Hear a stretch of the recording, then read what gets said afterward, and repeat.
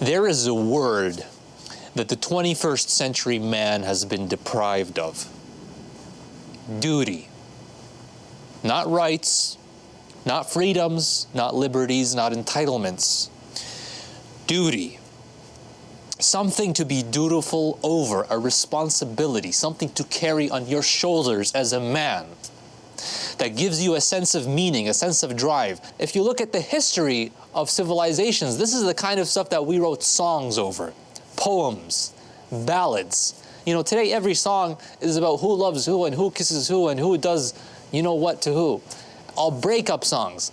Come on, I mean, like, what a man needs is songs about chivalry and honor and bravery in the face of evil, in the face of challenge. And Muslim men today, men in general, but Muslim men, I'm speaking to you, we've not understood our deen in a way that enables us to take upon ourselves a duty, a covenant between ourselves and Allah subhanahu wa ta'ala. Rather, we've chosen a life, or rather a life has been impressed upon us, which is just about living out our base desires. You go to school so you can get a job, you get a job so you can get money, you get money so that you can pamper yourself and your kids and your wife, Netflix, social media, video games. It becomes just a dopamine feedback loop. And there's a nice vacation at the end of the year, you know, just to make yourself feel a little bit travelsome, adventurous. There's nothing in that adventure, there's nothing in that travel that speaks to who you are, your heart as a male. What do you actually make of your life? What do you look back on? What kind of legacy do you leave for your children? What do you have to show between yourself and God on the day of judgment when your book is opened up and your deeds are enumerated? Who were you? What did you make of life? What did you make of your capabilities? These are the questions that men don't have the answers to anymore. Men have been atomized, made into units in society that toil for extra utility, economic output. But really, is that who we are? Is that all that we do? We're just here to get a job and work and work and work and self-enrich and self-enrich and self-enrich and indulge our pleasures, our dopamines, our Netflix, our porn, our video games. There's a reason why you're depressed. And it starts with not having a calling, not having something to carry on your shoulders. Because without that, you're not even a man. A man needs that. A man is defined by his mission. What are you striving for? Now this is what Allah subhanahu wa ta'ala speaks about when He says, مِنَ الْمُؤْمِنِينَ رِجَالٌ صَدَقُوا مَا عَاهَدُوا اللَّهَ عَلَيْهِ. That from the believers are men. Listen to how God speaks. He says, from the believers are men. And then He says, who were truthful, who honored the covenant that they took between themselves and God. So this is how God is defining men. That a man is somebody who has a covenant, has some noble duty, some purpose, something to carry on his shoulders, and then he gives it justice. And if you don't have that, then you're poor. You're a husk of a man. You're a male who really exists more like a woman than a man. You know, we live in a society where the nanny state takes care of you very well, protects you very well, provides all the creature comforts for you.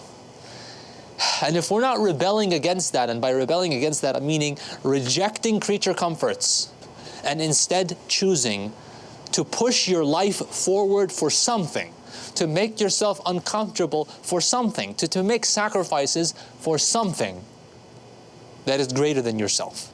And as a Muslim, what is that? Every story in the Quran that's told is for you to understand what that is. The stories of the prophets, the stories of the Muslihin, Ashab al-Kahf, Ashab al-Qarya, Ashab al-Ukhdud, every story, the stories of the prophets and their followers, is for you to understand what is your covenant as a Muslim. That you believe in God's sovereignty. That you believe that justice on this planet, that for everybody to get their fair shake, cannot happen until God is the exclusive entity who is taken as a king. That governance is done according to the law that is revealed by God. that, God actually revealed His speech through prophets. And it was the mission of those prophets and those who followed them and us who follow them today to take that speech, that law, and make that law supreme. Like, is there anything more noble and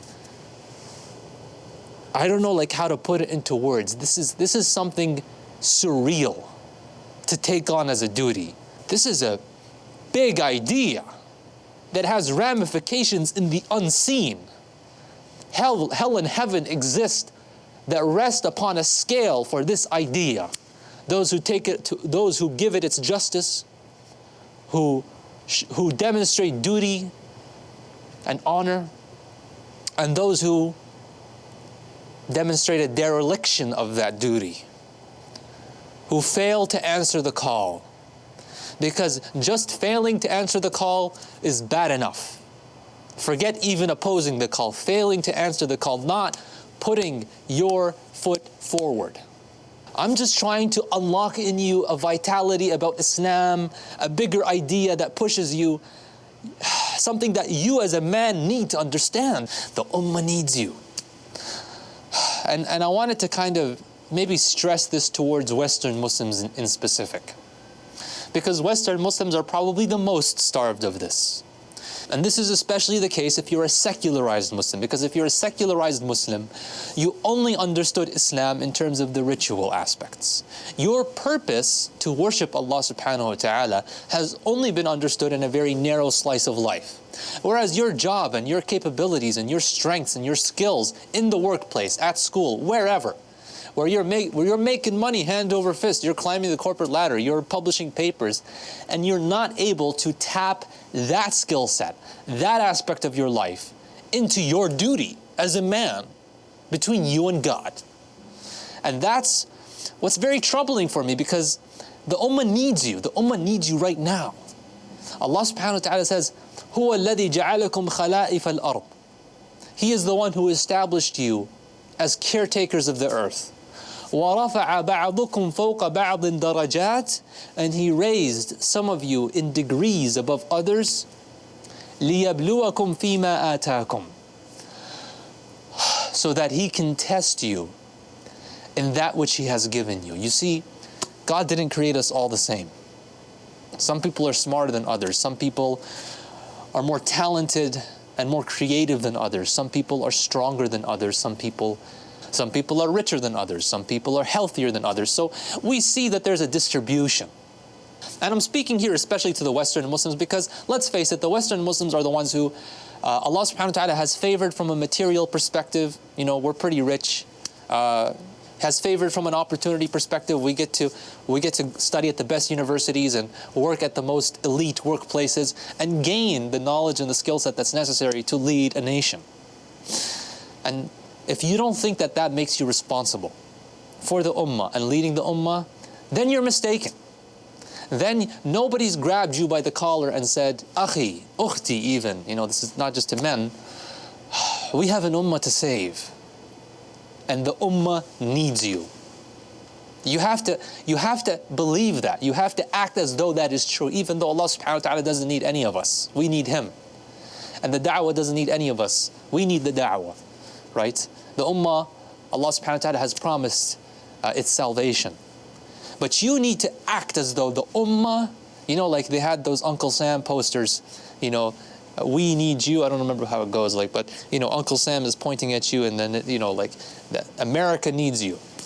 That's how they kind of tapped into the male sense of duty to kind of get those officers and soldiers for the World War II effort. Well, the ummah needs you. Men need to realize their covenant with God and say, choose me to be your pawn. Because we're not anything more than that. We're just pawns on the chessboard. And we move at God's command. Understand this and connect this to your profession, your success, whatever ambitions that you have in this world. Then you can realize, okay, however, whatever artistry or programming or entrepreneurship that you've been able to succeed at, Musa alayhi salam is an inspiration for us because Musa was raised in the palace of the Pharaoh. And the Pharaoh was the hegemon. He was the king of the country. And Musa, as his adopted son, not only had freedom, luxury, nutrition, but also access to the best tutors, access to the best opportunities to get involved in statecraft and to even shadow his father, who was, the statesman of the country. And for that reason, when Musa alayhi salam was 40 years old, he was equipped from a leadership perspective, from a perspective of capability, to lead Bani Israel, the children of Israel, out of their chains and to reestablish their nation and to defeat the Pharaoh with the help of Allah subhanahu wa ta'ala. Likewise, we are raised in the West. The West is the hegemon of our times. They have the best skills, the best technology, the best schools. And if we're not learning that to benefit our own people, then we are throwing away the opportunity of a lifetime. We need to mirror what Musa alayhi salam did and recognize, and everybody watching, if you're a Western Muslim, you must recognize your duty to the Ummah. The Ummah is not just your Muslim community in your neighborhood, in your Western country. The Ummah is Indonesia to Morocco. Those are your people. Don't ever forget that. That's your nation. That's the people that you need to strive and struggle for, to rebuild them, to inspire them. Because guess what? They actually look up to you, believe it or not. The West has a kind of magic about it because they have the soft power, they have the influence, they have the arts, they have the lingua franca, which is English. And since we were colonized, since the Muslim world was colonized, there's been that inferiority complex towards the West. That rubs off on you. Now you need to overcome it yourself. You need to decolonize and desecularize yourself. You need to understand Islam for what it really is, which is a political system. And then you need to take that understanding and that capability that you have and re-inspire the Muslim world. And get them to coalesce upon an understanding of Islam that can actually revive us. That is actually in accordance with what Allah subhanahu wa ta'ala wants from our societies. And this is as Umar radiallahu anhu famously said, Allah subhanahu wa ta'ala granted us dignity through Islam. Here's another word that we're starved of, dignity. And us as a Muslim nation, if we seek dignity through anything except Islam, Allah will humiliate us. And that has been the story of our past century. So we need to recalibrate. And we need your help to recalibrate. And the Ummah needs you. And you need Allah subhanahu wa ta'ala more. Because on that day of judgment, you want to be able to come to Allah and say, I fulfilled that covenant which I took as a Muslim. There's only one true and ultimate and lasting form of satisfaction as a man. And that is when you fulfill your duty. That is when you served your purpose that God created you for. God created me for a purpose. You served it. Now you're happy to die. I did my purpose, God. Take me now. And when you die on your deathbed, you're like, I know what purpose I was created for. I was here to do this. I moved the Ummah in this direction. I educated this many people. I created these many Islamic movies, whatever it is, yani. And it had this real impact, which led to X and Y and Z. And I can die happy. So let's just die happy. I think, you could also put it, we've talked much about manhood today. You could say that the objective of a man is to die happy, to die in the right way. Live in the right way, to die in the right way. Because it's not just about living in the right way, and then when you're dying, you're like, oh shoot, I kind of misspent my life. We need to start with death. Start with thinking about death. And then think about, okay, how am I going to die in a way that's going to bring me honor in front of God, before God? That God honors me with it, basically. It raises my status with my death. And I'm satisfied with how my life turned out. May Allah make us die the right way. Assalamu alaikum wa rahmatullahi wa barakatuh.